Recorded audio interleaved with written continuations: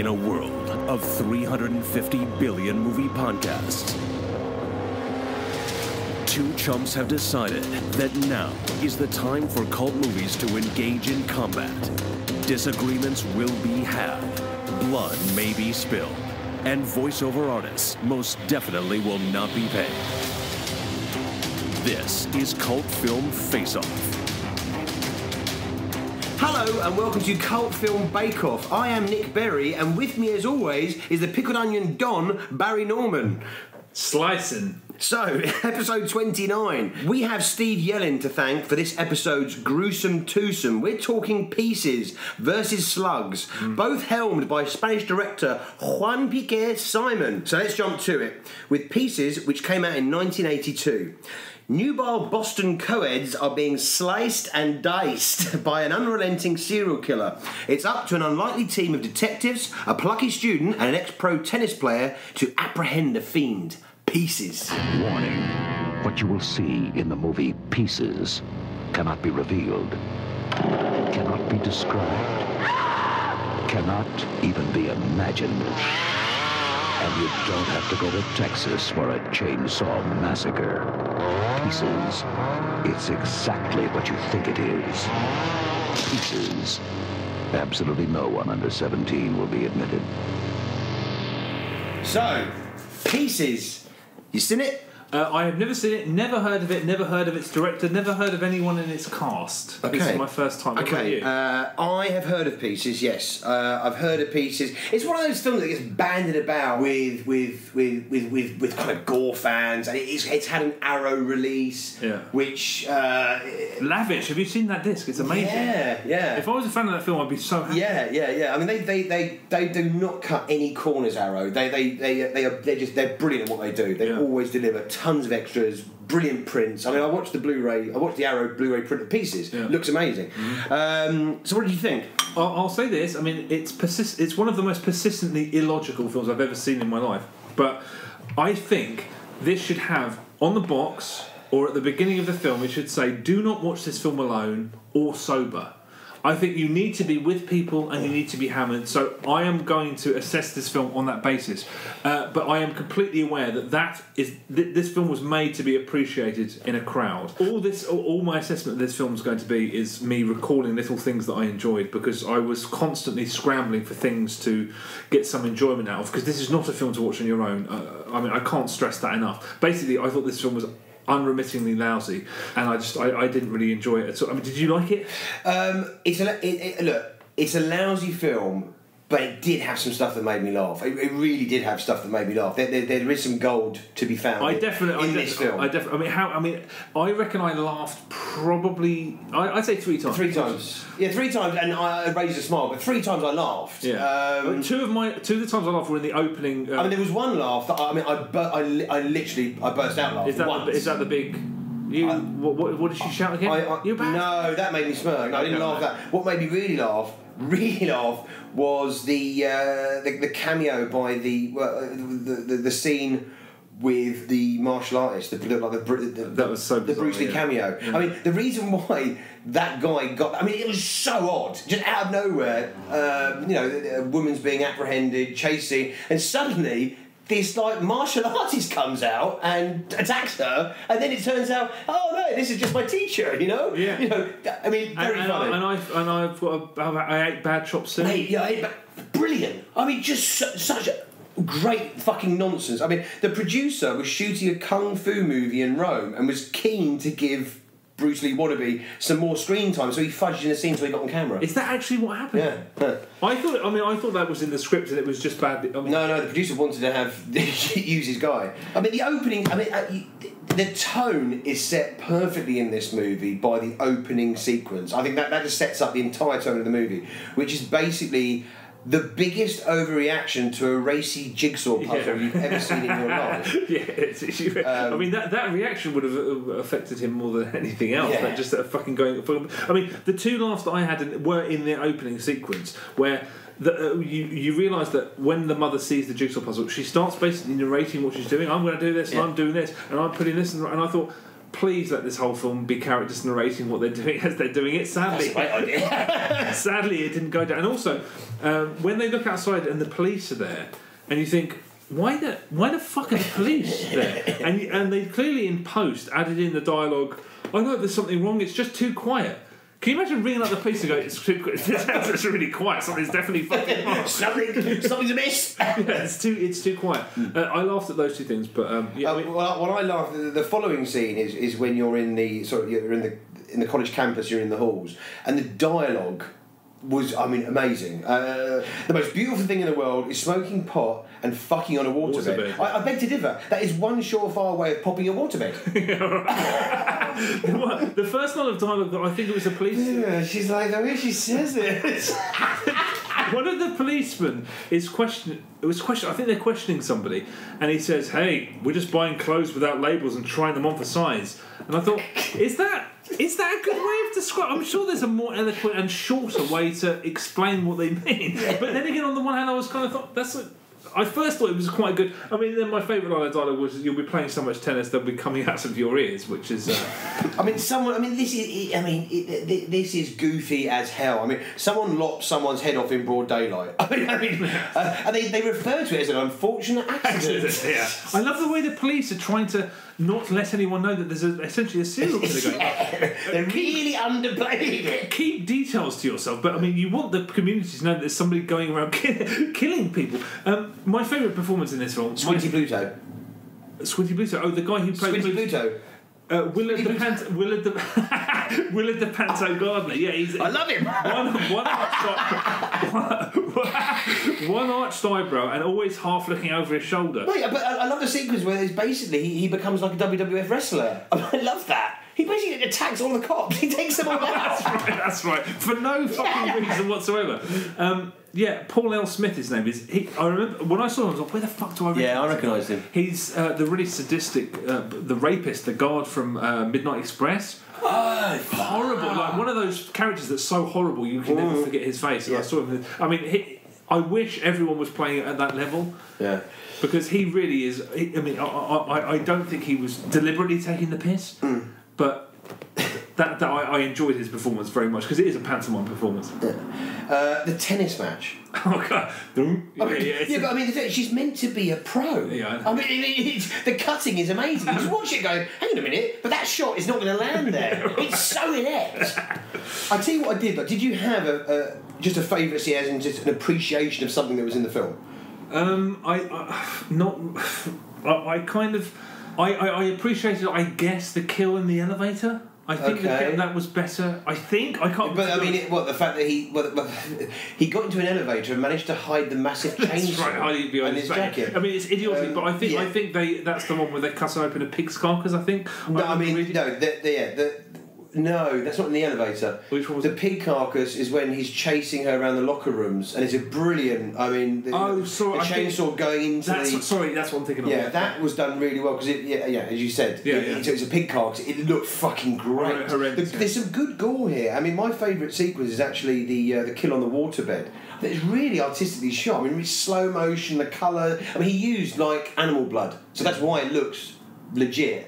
But I thought that was done really well. The really weird thing is, though, when you watch that scene, you're like, why is there a room with nothing in it? Why is there a waterbed? Just a waterbed in the room. And obviously, there's the treble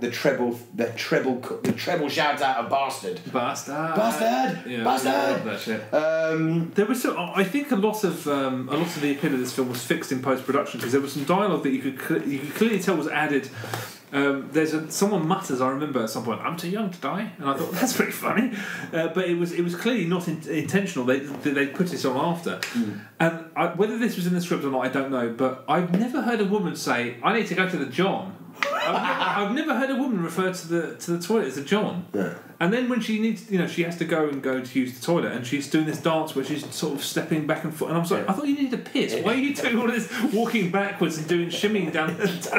I mean, this is one of those films where I can totally envisage how enjoyable it would be. If you were with a bunch of mates, in a massive cinema. If you were bumping, if you had sledged a load of beers or smoked and went in and watched this, I think you'd be fucking rolling around. I can totally appreciate it.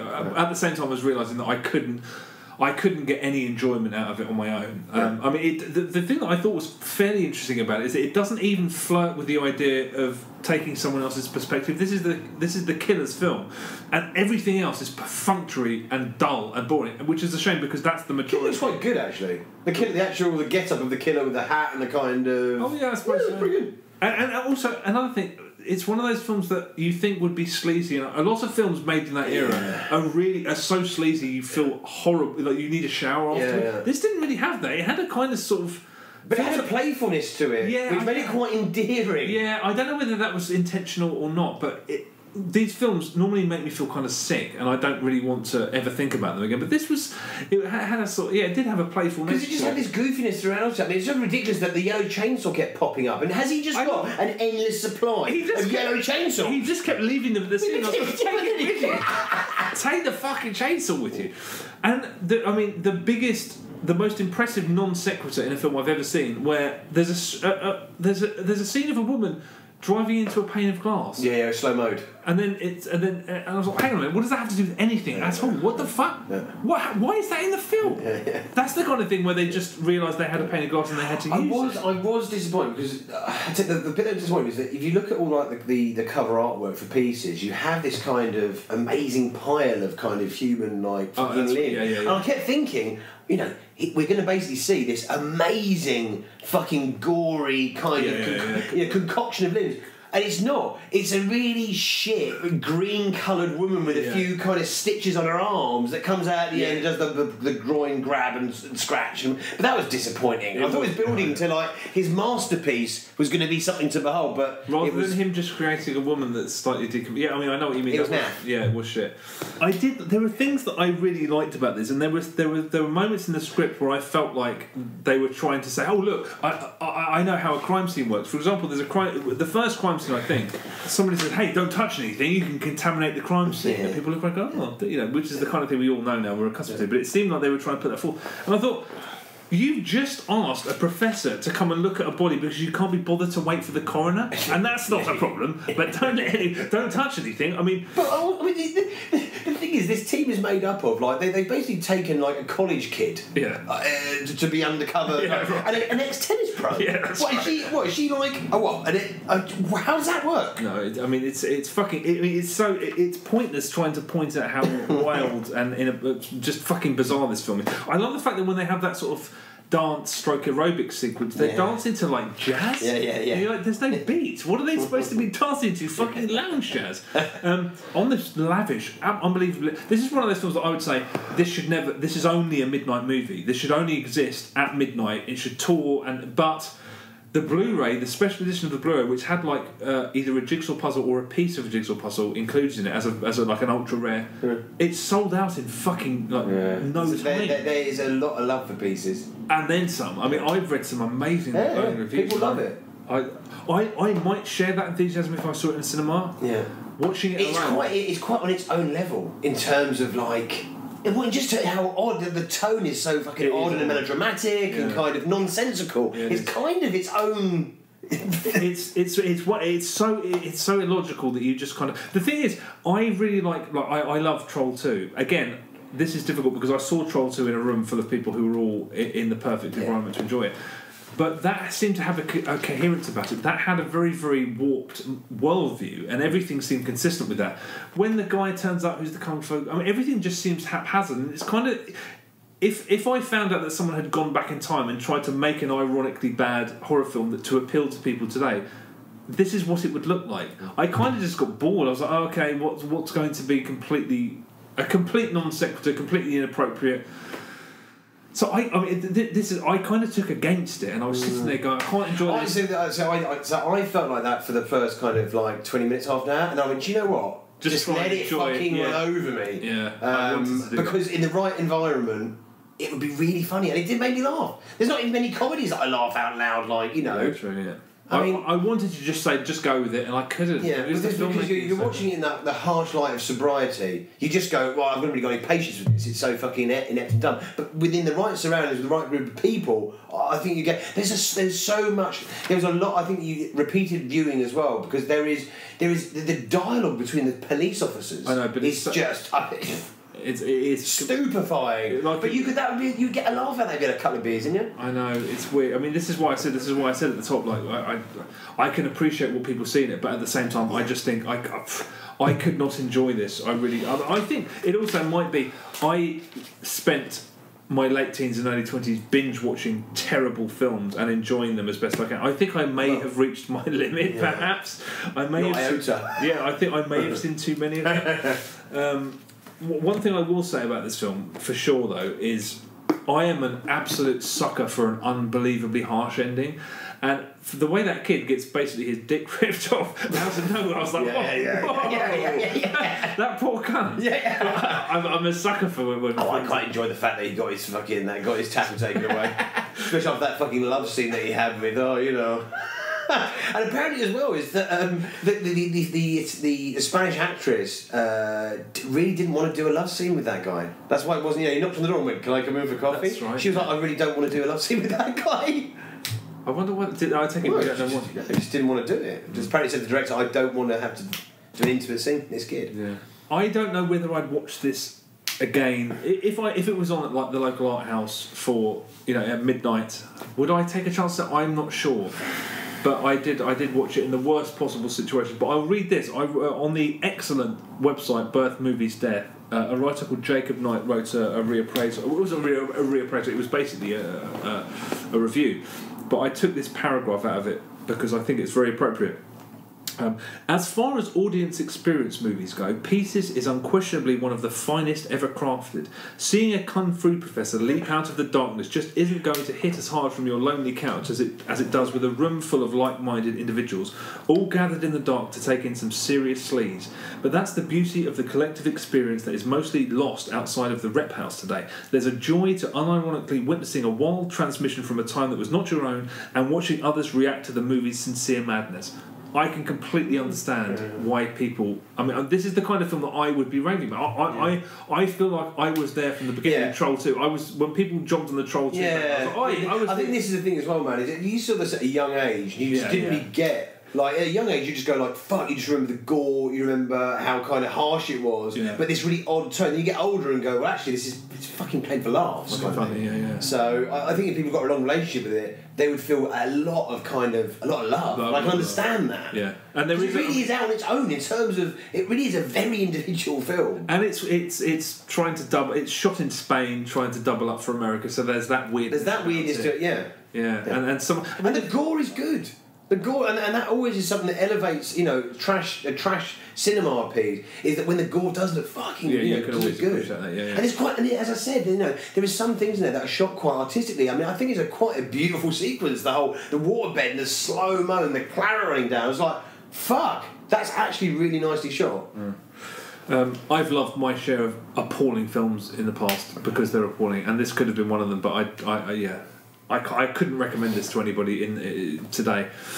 Do you know much about the alternate version? Because the Blu-ray's got two versions. It says one is the original Spanish language version, and one because I assume they shot it once, maybe with. Well, there's an alternate ending. No. It's two versions of the same film. One's the Spanish original. Oh, and what? It's subtitles. I think so. I think the music's different, but some of the actors weren't Spanish, so I don't know how it works. I should have probably. I tried to find out. I went online to try and figure out what's the difference between the two versions. Maybe someone. Well, anyone who's listening to this who's seen the two versions, please get involved and let us know. Yeah, please. Yeah, get in touch. But yeah, I've got nothing more to say on it. It's a film I can imagine appreciating, but I just couldn't. Yeah, for me, it's kind of I feel mixed about it because some of it I found quite draining and kind of, and then other I enjoyed, and I think definitely being in the right frame of mind. I mean, I was sober as a judge, watching it very early in the morning, and you're quite unforgiving in that kind of in that environment. But as we said a lot through this on this episode is that with the right amount of booze or whatever, you're going to have a good time with it. Yeah, I watched it of an evening and all I wanted to do was be entertained, and I wasn't. But that's because I was watching it on my own, assessing it as a piece of entertainment. When you this doesn't need to be. It shouldn't be. It's not a film that really should be put on a microscope and analysed. Yeah. That's why it's a quintessential midnight movie. Don't watch it outside. If you can watch it in that environment, go ahead. I wouldn't recommend doing so if you can't. Yeah, I mean, if this is your thing. If you like sleazy exploitation B movies from Europe, I mean, fucking hell, man, you've got to fucking give it a go because you're going to enjoy it. Right, so should we move on to Slugs? Yes, please. Up next, from 1988, is Muerta Viscosa, aka Slugs. Australian mutated slugs have developed a taste for human flesh. It's down to the local health inspector and British slug expert to save the day. Slugs. It all began in a peaceful community, a place that had never known evil until now. But 20 years ago, in the stillness beneath these waters, something happened. And now, its deadly spawn has been released, coming up from the depths, out into the light. Slugs. First, they got into the water system. Now, they'll get into your system. Oh, my God! They ooze. There's something down there that's killing people. They slime. We got a new dead body showing up every 10 minutes. They kill. We're dealing with a mutant form of slug here, a kind that eats meat. It has 3 or 4 rows of teeth. Don't turn on the tap. Don't go in the basement. No! Get out of it! Steer clear of the sewers. And whatever you do, don't make out while your parents aren't home.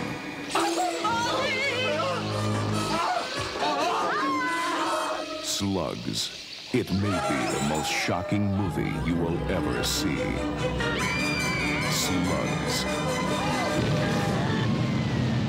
Slugs, have you seen it? No, it's slimed up my local video store shelves. Oh, you've seen it then? I always saw it on the shelf. I never saw it. Yeah, it was always on the shelf, and I thought I'm not going to. No one ever picked it up for rental. I wonder why. No, what about you? Have you seen this? Never seen it, never heard of it. No. Okay, so it kicks off with a sub-Jaws opening pastiche. I mean, maybe that's the best bit. Maybe that's the best bit. Is it even a pastiche? No. I don't even know if it's not trying to be serious. It's not the best bit. There is a best bit. Oh, is there? Okay, good. There is a best bit. I'm glad there's something. Yeah, there is a best bit. There is a best bit. Okay. The greenhouse scene. The greenhouse scene is pretty special. That is it. That is it. It's so ridiculous. Well, the guy puts on his gardening glove, and then he hacks off his own hand, and then it blows up. I mean, that's pretty special. I mean, this is pure trash. It's a hot, steaming cup of brown trash. The word trash has a slightly positive connotation. It doesn't deserve that label. It's worse than trash. The first thing that I noticed, I thought, apparently the soundtrack was performed by the Royal Philharmonic Orchestra. What? Did you see? Did you see that in the credits? No. I saw that and I was like, wait a minute. No. The Royal Philharmonic Orchestra performed this soundtrack.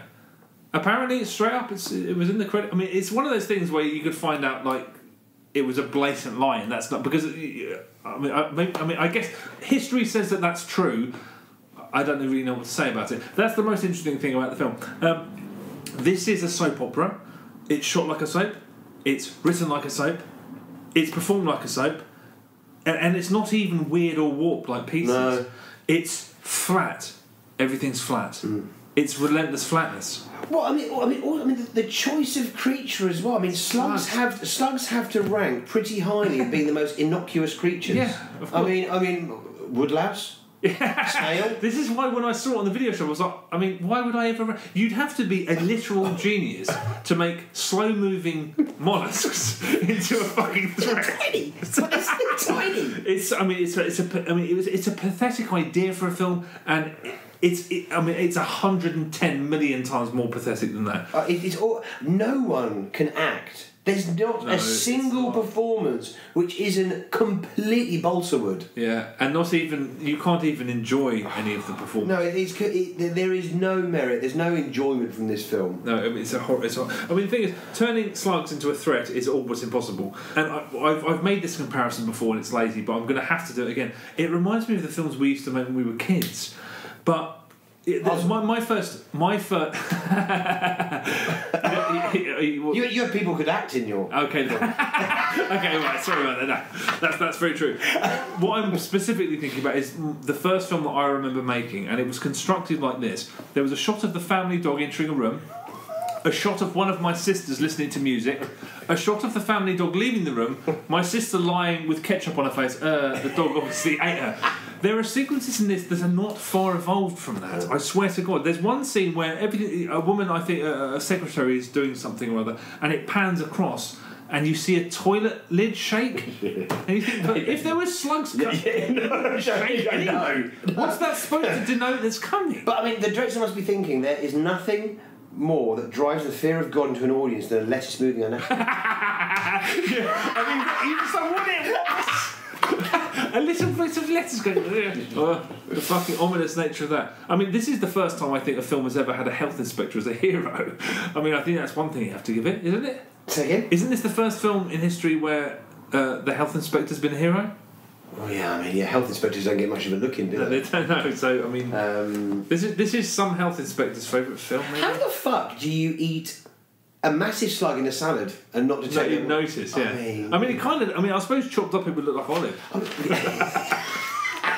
I mean, how the fuck did this get a Blu-ray release? I know, but I felt like that. I mean, Pieces you can kind of understand. This, I don't. This is the kind of film that we should have had to seek out on VHS because it's. I mean, it really should have died.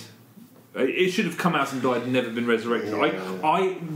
I cannot believe that there's anybody that legitimately thinks that this is a good film. There cannot be that person. That person cannot exist, surely. The guy recommended the two really liked. Well, I suppose it's because they're directed. Did the person who recommended it? Yeah! Are you serious? You told me. I just had a beer with him and he's like, dude, I watched Slugs the other night. It's really good. Oh my God. That is a complete mystery. I mean, the least threatening end shot I've ever seen in a movie. What's the end shot again? Just a slug. just a little slug on a grate. So you're thinking, oh yeah. Like, oh shit. I mean, God. They didn't all die, they're still one there. What's he going to do? Take 8 years to get to the nearest house? Shite. Yeah. I mean, it is unbelievably bad. It made me feel. It's one of those films that makes me feel really. I was sitting there just like I mean, I was paying attention, but I was nodding off because things that bad fatigue me. Like if I play a video game that's so bad, I just I can't. It makes it's draining. It's a draining experience. It's but subconsciously, some part of my brain is saying, "Give it your give it a chance." We'll give it a chance. Like, fuck that. Part of my brain is saying. Your spare time is worth so much more. Do not waste your time doing this. And I was just... It's a waste of time. Yeah, it's a horrible waste of time. There's nothing in this. There's nothing in this to recommend. No. I mean, it's similar to Pieces in that way more than half of it is a bunch of people very, very slowly trying to solve some kind of mystery. I mean, I reckon 80% of this film is people talking innocuously in very, very badly lit rooms, not even sets. They're just in rooms of buildings having conversations that are completely uninteresting. I mean, in difference to differentiate it from Pieces was shot entirely in Spain. This was shot half in the US and half in Spain. That doesn't even make it interesting. It's not interestingly weird. There's not the scenes that are in Spain and the scenes in America don't somehow complement each other in a weird way. I mean, all the character stages are disengaging. All the characters are bland, as dull as dishwater. There's nothing interesting about the character dynamics. There's no even comedy in it. There's no weirdness, off the wallness to it. The only scene is definitely. I mean, you know, the best thing about this is the greenhouse scene. You know.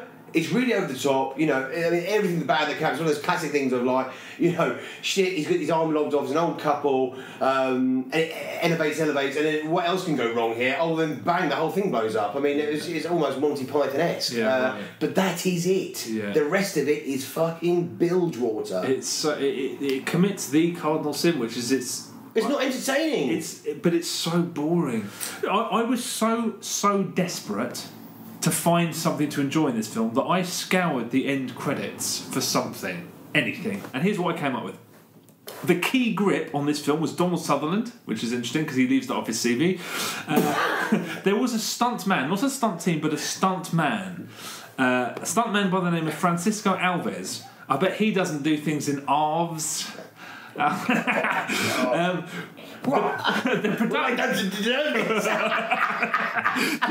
The production assistant was a guy by the name of Ramon Serrano, which is one letter away from Hamon Serrano, Serrano Ham. There's also a credit at the end of the film which says live slugs provided by the city of Taramundi. So thank God for the corporation of the film.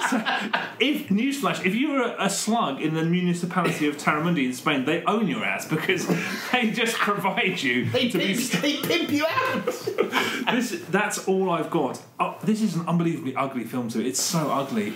Imagine just plopping a camera down. Would you say this is the worst film? I was just going to say because I think for me the accolade, Slugs has the accolade for the worst film I've watched since doing this podcast. Initially we said that was the 2015 version of The Hollow. We both agreed this is the worst film we've done since we started doing this podcast. This I can't imagine us ever watching a film that's worse than this.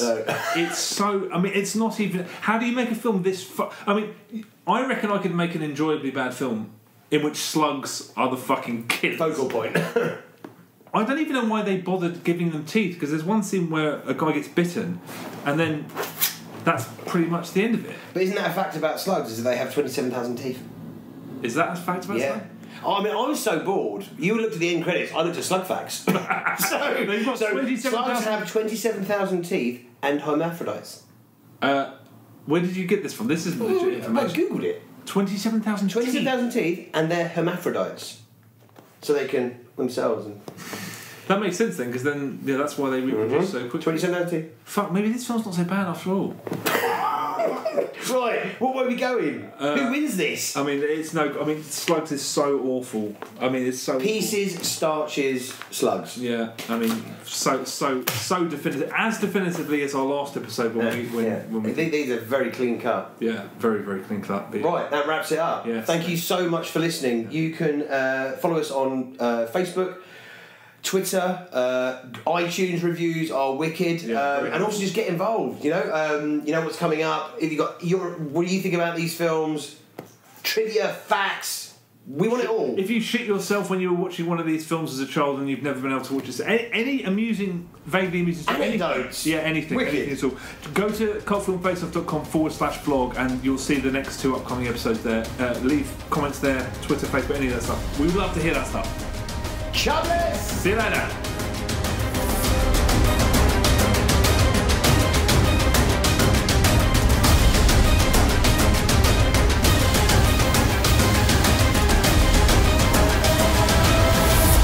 Cult Film Face-Off.